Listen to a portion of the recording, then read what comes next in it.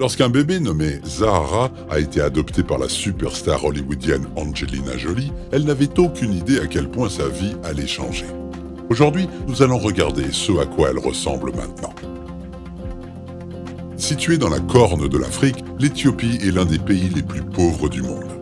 Vivre dans ce pays signifie que votre vie sera difficile et malheureusement, dans de nombreux cas, elle ne sera pas très heureuse non plus. Les enfants sont contraints de travailler dès leur plus jeune âge afin d'aider à subvenir aux besoins de leur famille. Grâce à leur travail, ils peuvent gagner une maigre somme, juste assez pour payer leurs études. S'ils ne travaillent pas, les enfants d'Éthiopie deviennent souvent orphelins. En fait, il y a plus de 4 millions d'enfants orphelins qui vivent dans les rues. L'un des enfants abandonnés dans les rues était une petite fille de 6 mois nommée Zahara. Elle a été trouvée et emmenée dans un orphelinat, mais elle était terriblement maigre et émaciée par le manque de nourriture ou d'eau potable. Elle était vraiment dans un état terrible. Si personne ne l'avait aidée, elle serait sûrement morte. Mais sa survie n'était pas forcément une bonne chose non plus, car elle devait travailler dans les champs et ramasser la canne à sucre pour le reste de ses jours. Mais quelques mois seulement après que l'enfant ait été recueilli à l'orphelinat, un événement a changé sa vie à jamais.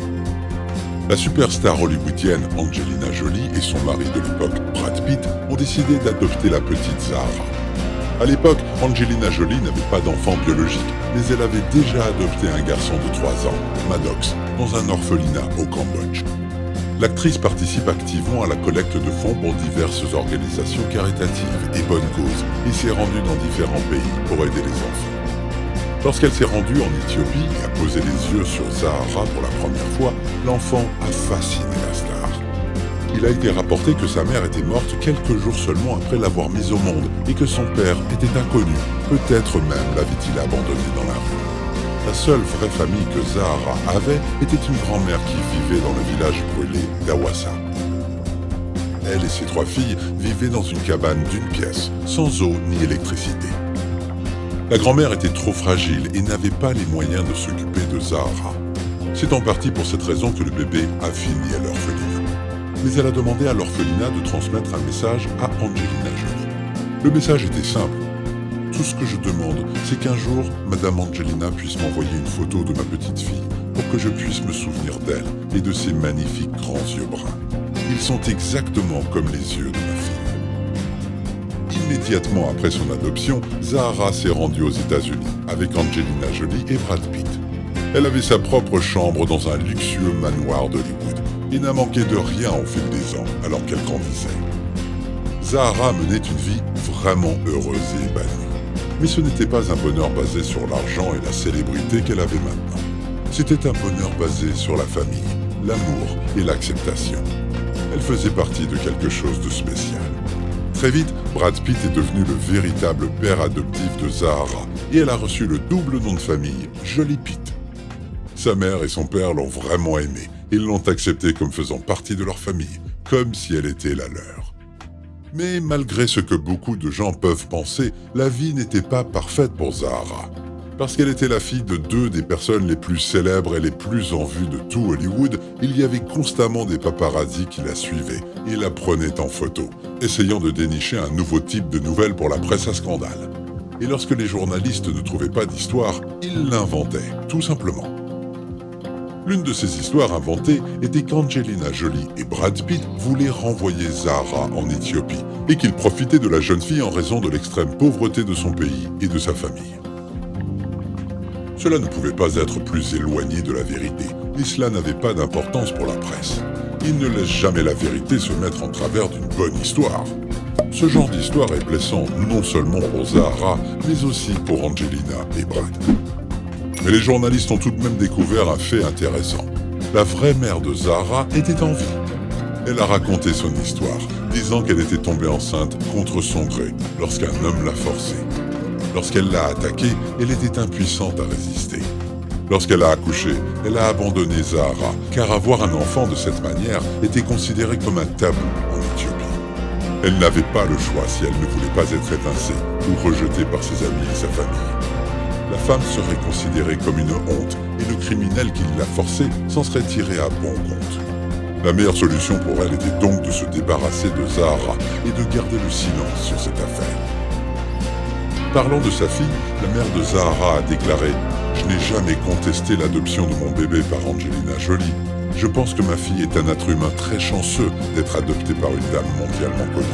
Je leur souhaite à toutes les deux tout le succès qu'elles méritent. » Il était clair qu'elle n'avait aucune rancune envers Angelina ou sa fille, et elle avait de nouveau disparu dans l'obscurité.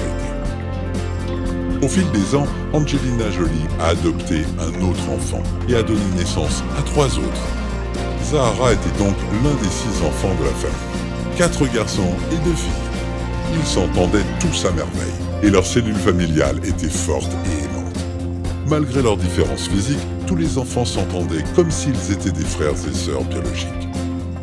Mais lorsque Zahara a eu 12 ans, sa mère biologique est revenue à la charge, demandant à voir et à parler à sa fille. Malheureusement, Zahara ne la voyait pas du tout comme une mère. Certes, elle l'a peut-être mise au monde, mais c'est Angelina qui l'a élevée et transformée en la belle et forte femme qu'elle était. Pourtant, l'une des choses essentielles qu'Angelina a inculquées à tous ses enfants est la compassion et l'empathie.